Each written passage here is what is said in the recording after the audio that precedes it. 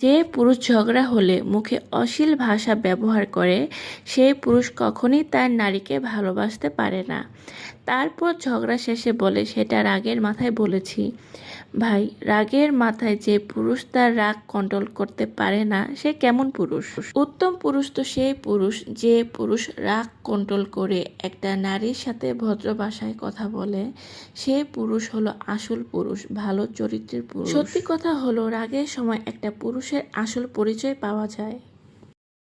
যে পুরুষ ঝগড়া হলে মুখে অশ্লীল ভাষা ব্যবহার করে সেই পুরুষ কখনোই তার নারীকে ভালোবাসতে পারে না। তারপর ঝগড়া শেষে বলে, সেটা রাগের মাথায় বলেছি। ভাই, রাগের মাথায় যে পুরুষ তার রাগ কন্ট্রোল করতে পারে না সে কেমন পুরুষ? উত্তম পুরুষ তো সেই পুরুষ যে পুরুষ রাগ কন্ট্রোল করে একটা নারীর সাথে ভদ্র ভাষায় কথা বলে। সে পুরুষ হলো আসল পুরুষ, ভালো চরিত্রের পুরুষ। সত্যি কথা হলো, রাগের সময় একটা পুরুষের আসল পরিচয় পাওয়া যায়।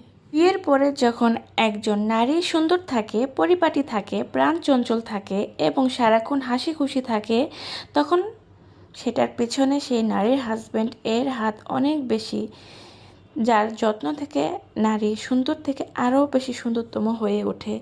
সবটুকু ভালোবাসা এবং কৃতজ্ঞতাবোধ সেই মানুষটাকে ঘিরেই হোক।